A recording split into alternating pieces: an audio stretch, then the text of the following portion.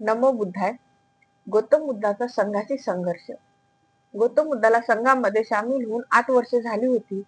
तर गौतम बुद्ध हे जेवढं खाजगी कामामध्ये लक्ष घालत होते, जेवढं खाजगी काम मनापासून करत होते, तेवढंच लक्ष देऊन आणि मनापासून संघाचे काम करत होते. त्यांना पूर्ण 28 वर्ष झाले होते. तर ह्या वर्षी एक अशी घटना झाली जे गौतम बुद्धांच्या परिवारावर एक दुःखद घटना झाली आणि गौतम बुद्धाच्या आयुष्याला एक वेगळं वळण देणारी घटना. ती घटना अशी म्हणजे शाक्य आणि कोलीय ह्या दोन्ही राज्यामध्ये एक नदी वाहत होती. त्या नदीचे नाव रोहिणी.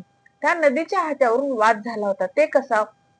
तर दोन्ही दोन्ही राज्याच्या मध्ये नदी वाहत होती आणि ज्या हंगामामध्ये पाणी द्यायचं होतं तेव्हा त्यांच्यामध्ये भांडणं व्हायचे की मी पहिलं पाणी घेईल का तू पहिलं पाणी घेणार, आणि ते पाणी कोण किती घेणार ह्यावरून भांडणं व्हायचे आणि ते भांडणाचं रूपांतर कधी कधी कधी युद्धात व्हायचं आणि काही लोकांना घायाळ व्हायचे, त्यांना दुखापत व्हायची. तसंही ह्या वर्षी झालं होतं. गौतम बुद्ध अवघे 28 वर्षाचे झाले होते आणि शाक्य आणि कोलिय ह्यांच्यामध्ये भांडण झाले आणि दोन्ही ठिकाणच्या लोकांना दुखापत झाली.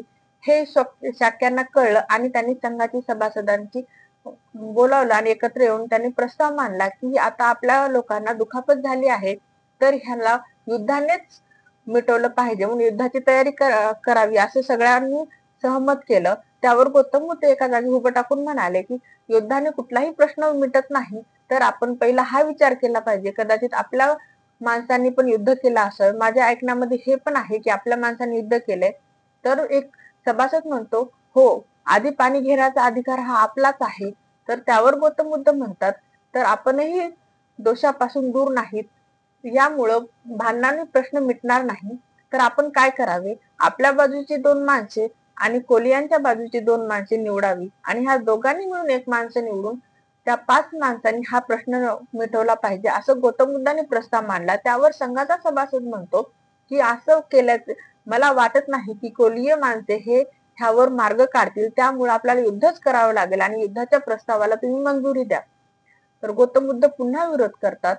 जर आपण एखाद्याला जिंकले तर दुसरा आपल्याला जिंकणारा मिळतो.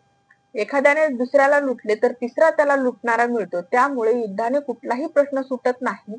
युद्धाने प्रश्न सुटत नसून प्रेमाने त्याला मार्ग काढता येतो, हा गौतम बुद्धांनी परत बोलले. तर त्यावर संघाचा सभासद भडकला आणि संघाचा सभासद म्हणतो की हे ज्ञान सांगण्याची जागा नाही, तर आपण आपल्या लोकांना दुखापत झाली आहे त्यामुळे आपण युद्ध केलेच पाहिजे. गौतम बुद्ध त्यांना फार समजावून सांगतात आणि तरीही तो संघाचा सभासद म्हणतो की सगळ्यांनी युद्धच केले पाहिजे आणि ह्या प्रस्तावाला सगळ्यांनी मंजूर केला आणि तो ठराव मंजूर झाला.